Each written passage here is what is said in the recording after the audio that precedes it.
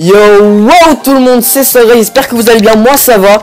Et aujourd'hui on se retrouve pour un deuxième épisode des Infos Gaming. Même si aujourd'hui ce sera pas vraiment du gaming, car vous avez été la majorité à me demander de continuer cette série car elle vous a plu. On bat les couilles frère. Ok. Alors pour ce second épisode, la question sera qu'est-ce que le DOS et le DDoS. Alors commençons par DOS. DOS est l'abréviation de Denial of Service, traduit en français par déni de service. Le DOS est une attaque informatique visant à rendre indisponible le service internet pour un particulier pour qu'il ne puisse pas utiliser sa connexion, ou un site web pour qu'il ne puisse pas être consulté, et non pas à retirer des données ou à les endommager. Il y a deux types de DOS.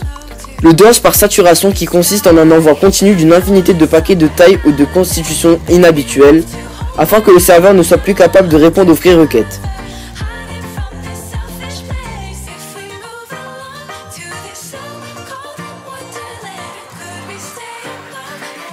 On appelle aussi cette action le flood. Il y a aussi le DOS par l'exploitation de failles, qui consiste à exploiter des failles d'un serveur et donc de s'infiltrer par ces brèches pour nuire au fonctionnement de celui-ci. Maintenant, parlons du fameux DDoS ou DDoS.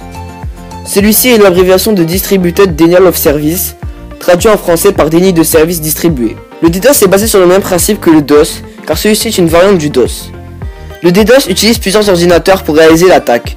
Ainsi, le pirate ou floodeur utilise d'autres ordinateurs que le sien, qu'on appelle client.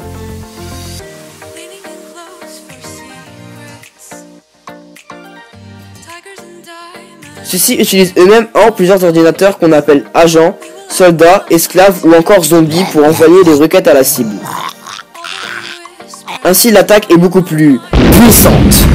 Et si cette vidéo vous a plu et que vous avez appris quelque chose, abonnez-vous, laissez un petit pouce bleu, ça serait super cool. Et puis ciao tout le monde.